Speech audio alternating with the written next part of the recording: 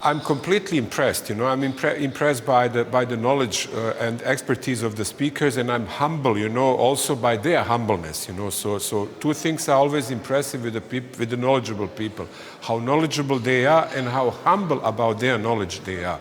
So for me, it's a lot of learning, and I'm immensely thankful to Helmut and to Philip and to his team for inviting me, because I'm a stupid lawyer. I come from the humanistic science. And what I realize here is, when you leave the bubble of your convenience of something which is your, let's say, world in a way, you discover completely other segments, and the way and the people who are discussing and thinking and seeing things in a I would say in complementary different ways. So for me, it's not only learning on what, but also on how. So I'm really immensely thankful. As I said, Helmut did a wonderful job. Maybe I'm already answering your second question. It puts, or I would say, it keeps Vienna and Austria on a map of the world events, of the site and place and country to be visited. Not only for tourism wonders, but also for the knowledge, for exchanges. So this is absolutely important conference. All what is discussed here is a buzzword. Everybody discusses, but very few are understanding. We have technology which at least has a potential or has a perception of the human presence elimination, and that also creates emotional charge. So this is not discussing, I don't know, the hydropower, which has no emotional attachment like this one. This one, people feel that they don't understand, but they feel that it tackles every segment of life, that tackles every life, and therefore there is an emotional charge. And with emotional charge, we also have political deviations, manipulations, utilizations, and all other things that are going on. For me, this is my so to say, takeaway from this. I'm feeling the gap of knowledge that I didn't know, and if I may send any message, I would say I would invite all my guys or the world of the humanistics to come and to mingle and also interact with the wonderful people here. And I saw that the organizers also made a leap, a step, a very bold step forward to invite also people to engage interdisciplinary dialogue. I think we need more understanding and dialogue, and less confrontations, less polarizations, and less emotional charge, because emotional charge will always come if we don't understand issues and if we have certain perceptions that have been never refuted or discussed.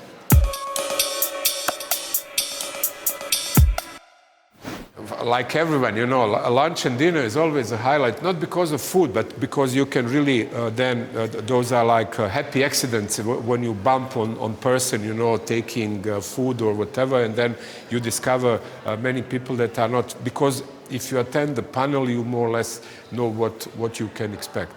But definitely the highlight, as I mentioned before, is actually the attempt of interdisciplinarity.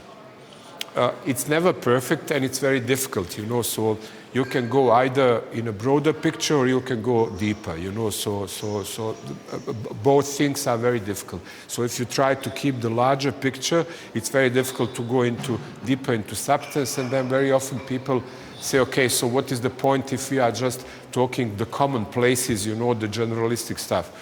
On the other side, if you go too specific, then you have events like I'm usually attending with the, let's say, humanistic science, political science, social science.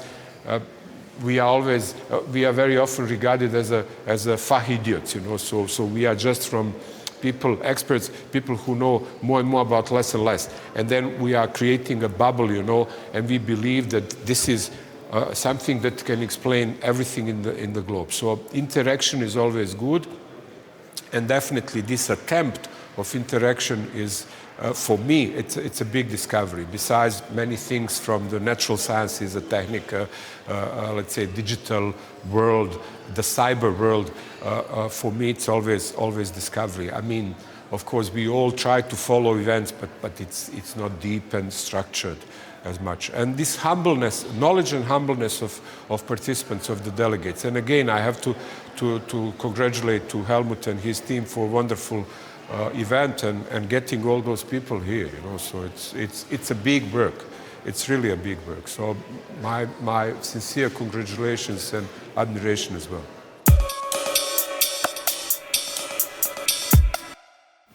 I must say it's cryptic. It does not tell you much, so it gives you a hint.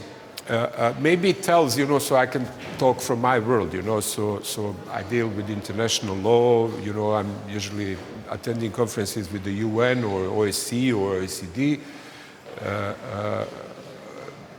It's cryptic and it does not say much, but it gives certain, how shall I say, a certain appetizer, a flair, to come and to grab this. I remember that conference before Corona was a diplomatic academy, and I was nearly attending at that time conference, but I said, okay, it's too technical for me, it's too far from my, let's say, understanding my portfolio, and then I had some other duties or travel, so I missed it. But I remember was 2018 or 2019 when it was a diplomatic academy, because as said before, I follow events which are related to OSCE or United Nations, and therefore also diplomatic academy is my usual place of attending events, and I'm accustomed to go to the events, so I was a bit surprised in a positive way, but still I didn't go there. So the very title is cryptic, but it's still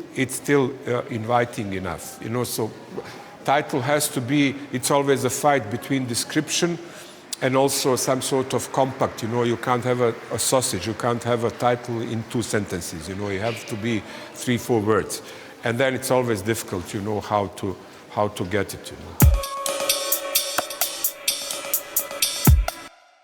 The fundamental question of the feudal time was the distribution of land.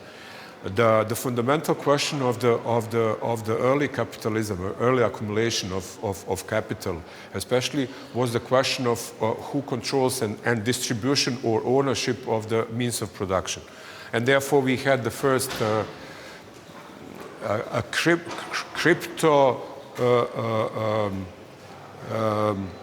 labor movement with the looters who would break into factories in the night and destroy machines because they believe that machines are guilty, because they are laid off. But the fundamental question today is actually who owns and who utilizes, and in which way we utilize the data or the information. So this is the fundamental question of 21st century of our civilization. And based on that, we will determine our future, in this or that direction. We need legislation, but we need first of all understanding of all of it. I think this is the most important, and therefore a conference as such, the whole philosophy and endurance of Helmut and his team is so important, because it's not just a conference, but his entrance, that he's so patiently doing it and building stone by stone. This is a process, it's not a conference. I usually, when people invite me, I say, I don't want events, I want processes. Invite me to a process. So this is, we call it conference, but this is a process that has started, and I think it tries to tackle, to give a very big and important contribution, and I hope also Austrian government would understand that, as they do, I believe, but maybe not the full complexity, especially because of the transitions of the government, not only here but elsewhere as well, that this is the fundamental question, and the people who are devoted, as your team is, that they need support, and that they don't need to fight for every shilling, that they are led to do what they do the best, and not to involve themselves in trivialities, in trying to find the funds, spending half a year in that, but actually working only on the content of conference and getting best speakers. So, but a short answer in the end to your question, it's a fundamental question which will determine our future and future of our children.